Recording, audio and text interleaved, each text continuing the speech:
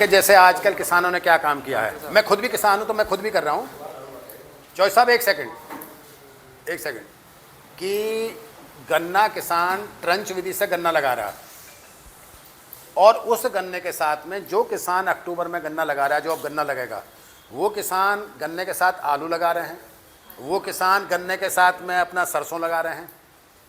और आप ताज्जुब करोगे कि जिन किसानों ने अक्टूबर में गन्ने के साथ में फसल लगाई, सह फसली लगाई, मिश्रित फसल लगाई, उन्होंने पैदावार इतनी ली कि इतनी गन्ने के जो खर्च आया उससे ज़्यादा पैसा उन्होंने उससे निकाल लिया।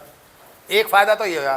दूसरा फ़ायदा उसको ये हुआ कि जो उसका पोर्शन बचा वो उसका खाद का काम कर गया उसमें। गर्मी के मौसम में आप वो गन्ना लगा रहे हो, तो गर्मी के मौसम में जो गन्ना लगाते हो, जो आप फरवरी में या मार्च में लगा रहे हो, उसके साथ आप दलहन लगाओ। कृषि विभाग ने दलहन बीज का फीस बीज आपको यहाँ से मिलेगा, आप दलहन में जो है उसका लगाइए। उससे क्या फ़ायदा होगा? उससे फ़ायदा ये होगा कि जो गन्ने को पोषक तत्व चाहिए वो मिलेंगे और आपको बीच में दाल मिल जाएगी। मैंने आपका नया एक्सपेरिमेंट ये किया है अपने गाँव में कि मैंने मार्च में जो गन्ना लगाया था उसके साथ मक्का लगाई। हाँ, और मक्का लगाने के बाद में क्या काम किया, आप ताज्जुब करोगे कि उसको हमने पकाया नहीं, भुट्टे में ही तैयार कर दिया। और एक चीज़ और करी हमने कि जब उसका भुट्टा बन गया तो उसका आधा पोर्शन काट दिया, वो चारे में काम आ गया। और उसका भुट्टा इतना बिका कि इतना हमारा गन्ने में जो लागत आई उससे ज़्यादा पैसा हमको उसमें मिल गया, और हरा चारा मिला पशुओं के लिए। अभी एक बहन जी बता रही है कि हमने लहसुन लगाया, प्याज लगाई, प्याज बता रही हैं।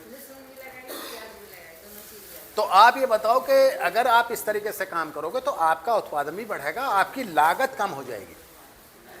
देखो भाई चौधरी साहब, ये आपको काम करना पड़ेगा, अगर नहीं करोगे तो फिर नुकसान ही नुकसान। आज हमारी मिट्टी इतनी दूषित हो चुकी है कि जो हमें उत्पादन लेना था वो हम ले चुके, अब इससे ज़्यादा हम नहीं बढ़ा पाएंगे। तो उसमें कम से कम क्या है कि जो हमारी मिट्टी है, जो हमारी मिट्टी स्वस्थ नहीं है, वो स्वस्थ इसीलिए नहीं है कि चूँकि हम रासायनिक खादों का उसमें उपयोग बहुत कर रहे हैं, पेस्टिसाइड बहुत इस्तेमाल कर रहे हैं। तो उससे क्या हुआ है कि जो हमारी भूमि में पोषक तत्व हैं वो सारे के सारे खत्म हो गए। अब वो पोषक तत्व कब मिलेंगे? वो पोषक तत्व तब मिलेंगे जब आप रासायनिक को थोड़ा सा। आप आज की तारीख में 3 तरह की खेती है। एक खेती रासायनिक युक्त खेती है, एक खेती है आपकी जैविक खेती है, एक आपकी प्राकृतिक खेती है। तो जो रासायनिक खेती है उस पर आप ज़्यादा जोर दे रहे हैं, जिसमें खाद बहुत डाल रहे हैं, जिसमें कि आप पेस्टिसाइड बहुत डाल रहे हैं। दूसरी खेती है जैविक खेती। जैविक खेती वो है कि जिसमें कि रासायनिक का उपयोग ना कर करके हम गोबर की खाद, केंचों की खाद का इस्तेमाल करें, वो जैविक खेती है हमारी। तीसरी तरह की खेती है हमारी जो कि प्राकृतिक खेती है। प्राकृतिक खेती का मतलब ये है कि जो भी हमारे संसाधन हमारे पास हैं खेत पे, उन संसाधनों का इस्तेमाल कर करके हम फसल उगाएं अपना। तो अब चीज़ ये आ रही है, हमारी भारत सरकार, हमारी प्रदेश सरकार, हमारे माननीय मुख्यमंत्री जी, माननीय प्रधानमंत्री जी इस बात पे जोर दे रहे हैं कि भाई प्राकृतिक खेती की तरफ किसान आ जाना चाहिए। किसान का ये है कि साहब उसमें पैदा कम होगी, तो हम ये कहते हैं अगर आपकी पैदावार कम होगी तो आपकी लागत भी तो कम आ रही है, आपकी लागत भी कम आ रही है। फिर आप थोड़ा घना तो स्केल पर शुरू करो खेती, कुछ तो स्टार्ट करो, आप बीघा 2 बीघा जितना भी है कुछ तो अपना स्टार्ट करो। देखिए अगर हमारा किसान स्वस्थ नहीं है तो हमारी दुनिया कोई स्वस्थ नहीं है। पूरा जो भी जीव जंतु हैं प्रकृति ने जो दिए हैं वो सब आपके चेहरे को देखते हैं, सब आपके ही घर खाना खाते हैं। लेकिन जब आप ही का खाना अगर दूषित होगा तो फिर आप स्वस्थ नहीं रहोगे तो दूसरे भी लोग स्वस्थ नहीं रहेंगे। अब खुद ही देखो, आप देखो जंगल में जाके देखो, चिड़िया बहुत उड़ती रहती थी, कौवे वगैरह बहुत उड़ते रहते, धीरे धीरे सब खत्म हो रहे हैं। अब तो किताबों में बच्चों को बताना पड़ता है कि ये कबूतर होता है, ये कौवा होता है। तो ये विचार करने की आपको बहुत ज़रूरत है। इस विचार नहीं करोगे तो बहुत नुकसान उठाओगे। अब किसान क्या है, आजकल आपने क्या है, एक किसानों का हमारा दोस्त पशु होता था, किसान की और पशुओं की दोस्ती आपस में है, लेकिन वो पशु भी रखने बंद कर दिया आपने, पशुओं की संख्या भी कम कर दिया आपने। आपका कहना ये है कि जब मैं कहता हूँ भाई आपने पशु रखने क्यों बंद कर दिया, कहा जी बहुत महंगे हैं।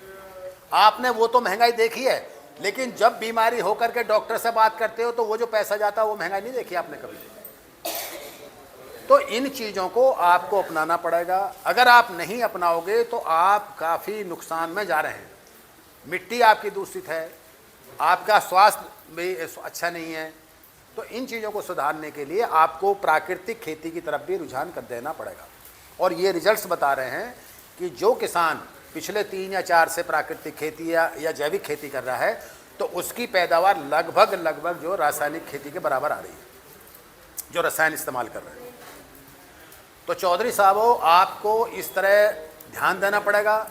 आप बहुत बड़े वैज्ञानिक हैं, आप भीग गए, हर चीज़ है, लेकिन जब वो पड़ोसी वो खाद का कट्टा बखेर का आता है गन्ने के खेत में, तो आप भी दूसरा कट्टा एकदम लेके चल देते हो बोरा, कि भाई इसने बखेरा है, मुझे ज़रूर लगाना है।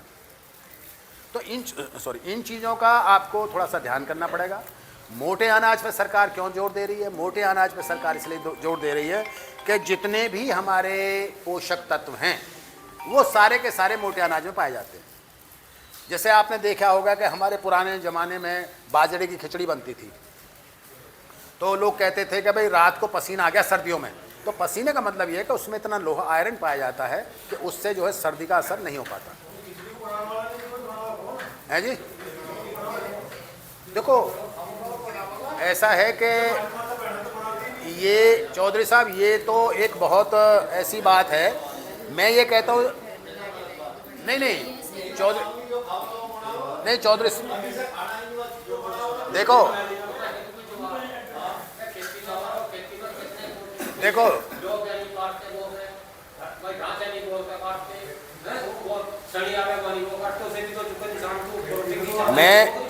मैं ये कह रहा हूँ आपसे, मैं ये कह रहा हूँ, अगर हमारे कान में दर्द हो जाए, हमारे दांत में दर्द हो जाए, आप सुबह ही डॉक्टर के यहाँ जाओगे, आप पूरे दिन बाहर बैठे रहोगे, डॉक्टर आएंगे, वो देखेंगे 10 गोली, तो उससे तो फ़ायदा ज़्यादा है कि आप स्वस्थ खाना खाएं। भाई बाहर हम पैसा बर्बाद कर रहे हैं, अपनी हेल्थ पे कर रहे हैं, और ऐसी बात नहीं है। हमारे परिवार की महिला स्वास्थ्य के बारे में ज़्यादा सोचती हैं, वो तो आदमी की चॉइस है कि भाई ऐसा बना लेना है जी। नहीं, बाजरा, ज्वार, कौंदो और आपका ये रागी,